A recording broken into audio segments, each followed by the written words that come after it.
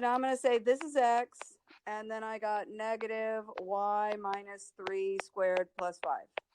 I forget all the time, and I write an x where the y is. Then when I get to the end, I have to go back and change them all to y's. Remember, when we're doing inverses, all we're doing is swapping the x's and y's. So if we swap the x's and y's, and then we solve for the y, we'll have the inverse. So to start, we want to subtract that 5 right there. So I'm going to get x minus 5 equals negative y minus 3 squared.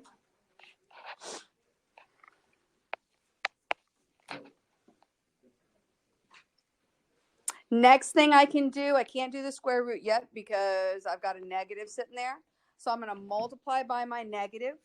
Now, when you do this, think about your how you're going to graph this. So I want to keep the negative on the outside. So I'm going to do negative, and I'm going to do parentheses x minus 5. I'm not going to distribute it.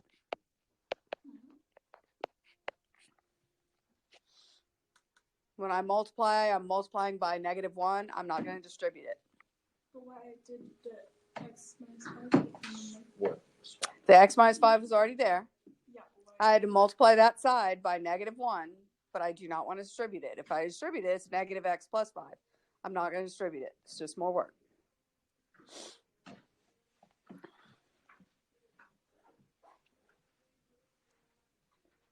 Now we got to do the square root. So when you do the square root, you have to remember you have to bring a plus or minus.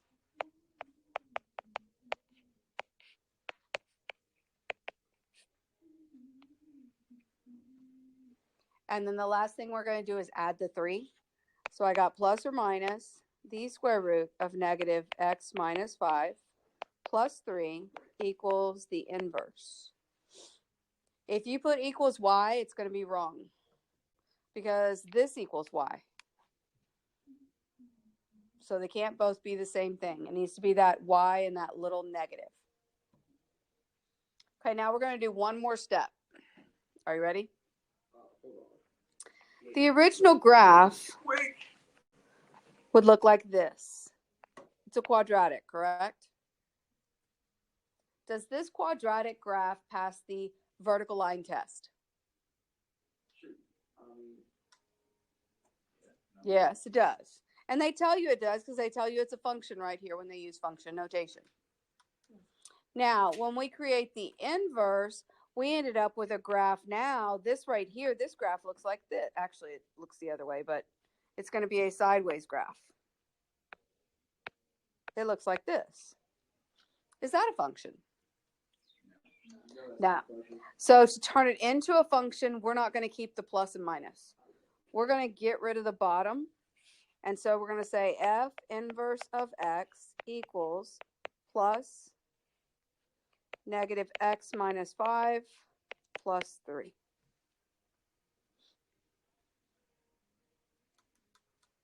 Oh, there's a little 1 there, not just a negative, sorry. By the way, don't confuse this negative 1 with it being an exponent. It is not. Is that what?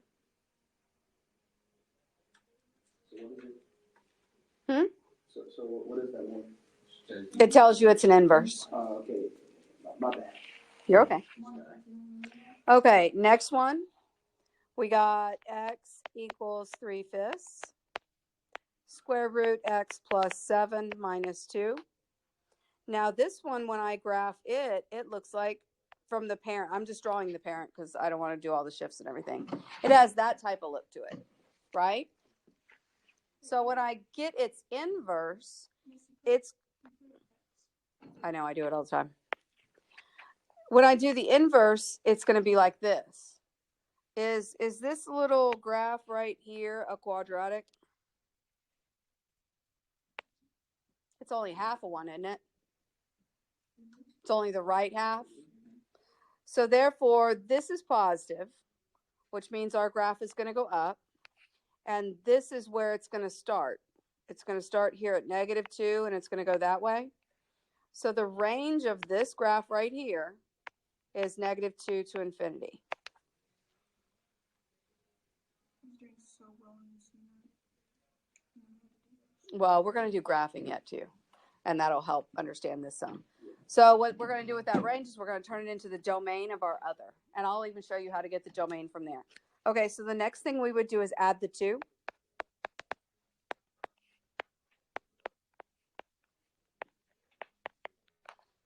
Now I got to make the 3/5 become 1. I do not want to divide by 3/5. I'm never going to divide by a fraction. I'm not going to divide in these cases at all. I'm going to multiply. So in this case, I'm going to multiply by the reciprocal, 5/3. Everybody know why we're multiplying by 5/3? 3/5 times its reciprocal equals 1. And that's how I get it to go away from there. Now I've got my radical by itself, so I can square both sides.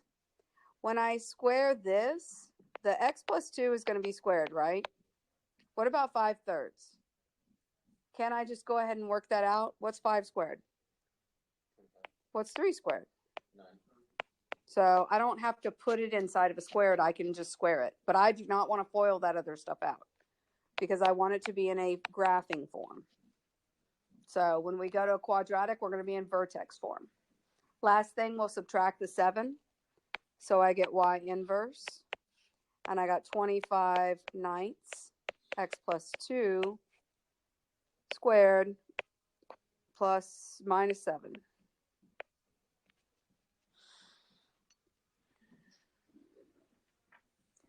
The domain restriction, remember, we only want to get the right half of this. Do you see that right there?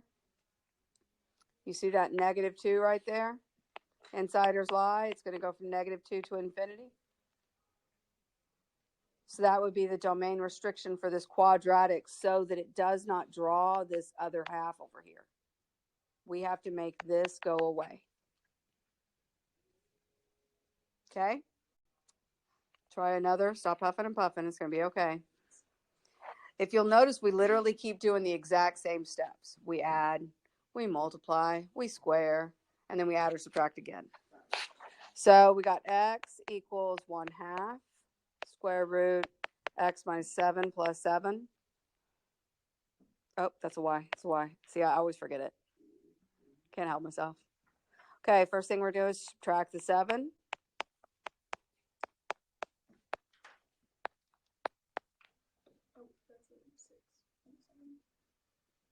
Oh, I'm just making up my own numbers. Just winging it here. Thank you. Didn't get the y or the number right.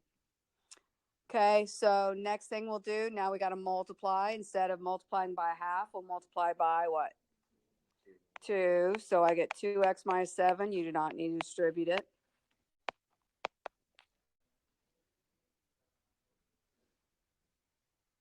Now we're going to square both sides. What happens when I square the 2? 4. And then I just have x minus 7 squared.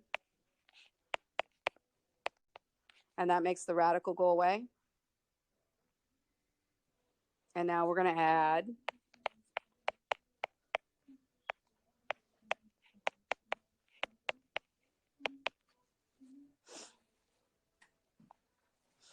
Now here, once again, it's going up.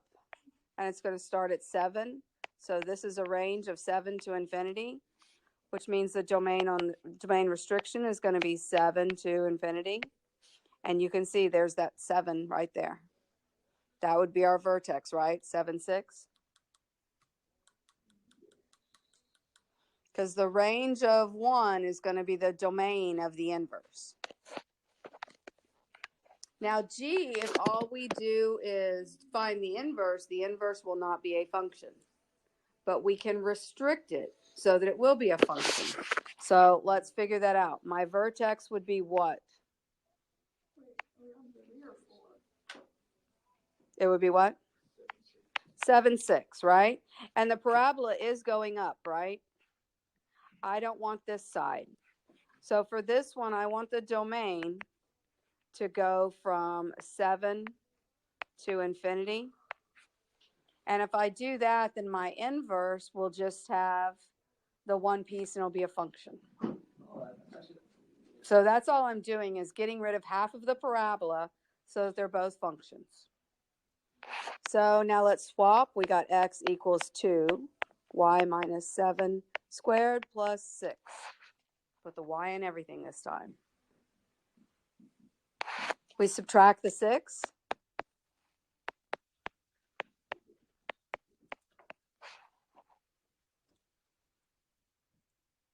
So instead of multiplying by 2, I'm going to multiply by 1/2. Very good.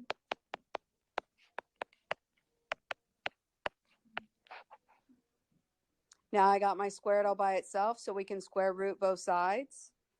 So what's 1/2 squared? 2. 1/2 times 1/2. 1. Wait. Not adding. 1/2 times 1/2. 2, 4. 1. I agree. No, I don't agree. What's 1 times 1? 1. It's 2 times 2. 4. 1/4. Oh, wait. Yep. Oh, no, no, no, no. Undo, undo, undo, undo. I didn't even catch that. We're not squaring. We're square rooting. Oh. So we got to do plus or minus. Well, at least now we don't know what 1/2 squared is. That's okay. I didn't even know we were square rooting. I wasn't paying attention. Now we're going to add the 7. Do we need the plus or minus? We only need the plus because remember we restricted it. So we don't have to put the minus. So I don't even need the plus because it's automatically a plus. Plus 7 equals, and I could put G inverse of X. Because of that original restriction on the quadratic. We okay with that? Kind of, sort of, once we get to practicing it? That's not bad. I should start getting used to it. Yeah. And you'll find you'll do the same steps over and over and over again. Okay, so there are 3 ways we find inverses. If I had a table, and say my table had A, B, C, D, what would the inverse table be?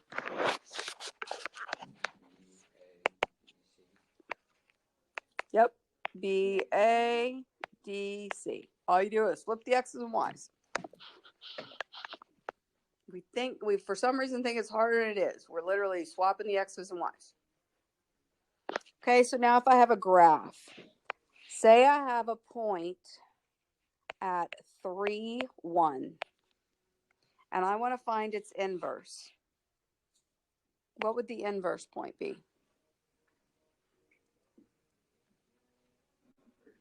1, 3. So 1, 3. And these always reflect over that line. Do we know what that line is? That's the parent line. It's y equals x. I swear that's going to come up. Composition of functions. Do we remember doing that? We're in practice. Composition of functions where you take one function and you stick it inside of the other. Oh, yeah. And then it has to equal, equal, equal, and it eventually equals x. And then you have to do it the other way as well.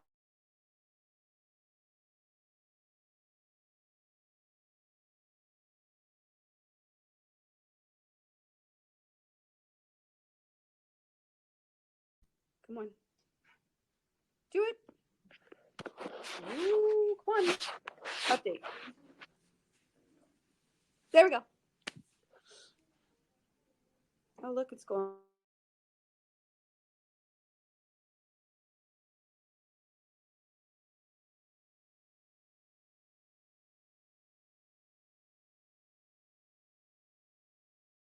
We're going to prove these are inverses by taking one and sticking it inside of the other. Okay, this is real important. You have to tell me what you're doing. If you do not put f of g of x, I don't know what you're doing. Are you going to stay with me? Oh, there we go. If you don't put it, I don't know what you're doing, which means it's going to be completely wrong. So you have to put that. I'm going to make this bigger, and I'm going to make that smaller. I'm going to point at it. So I'm going to do f of g of x. The way I teach y'all to do it is I want you to, where the x is, I want you to put parentheses. And you're going to have to fit the entire other function there, so give yourself plenty of room. So you notice how that is square root of x plus 12 minus 5? If you don't do that, I promise you there'll be a mistake somewhere in there. Now I'm going to take g and put it inside. So that's going to be x plus 5 squared minus 12. We can only do one step at a time. And at this point, there's only one step we can do. What is it? Everybody always wants to make the square root and the squared go away. What about the 12s, though? Until the square root and the squared are by itself, they can't be the thing you do. What about the minus 12 plus 12? So I could then say, okay, my 12s are gone. I'm left with x plus 5 squared minus 5. You see how now the square root and the squared are by themselves? Everything else is gone. So now I can make the squared and the square root go away. And then 5 minus 5 is x. So check, it worked. That's what we should get to.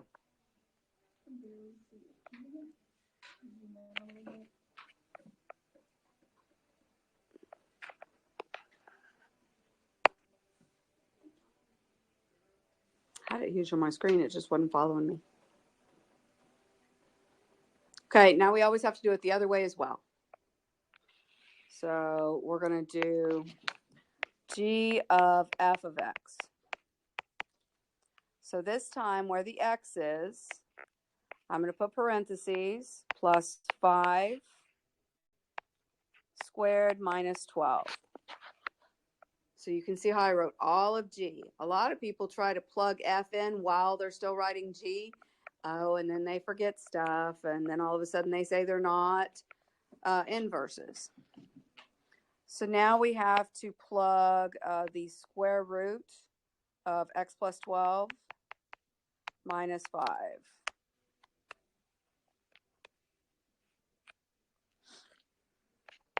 Same thing, you can only do one step at a time, and there's only one thing that can actually happen right now. What is it? Those 5s right there can go away, and I'm left with the square root of x plus 12 squared minus 12. Now what can we simplify? So we got x plus 12 minus 12 equals x. So they are inverses. And that's exactly how your proof should look. We shouldn't have anything written off to the left side. You only write g of f of x one time. Only write f of g of x one time. Nothing else goes on the left. Okay? We okay with that? Yes. All righty.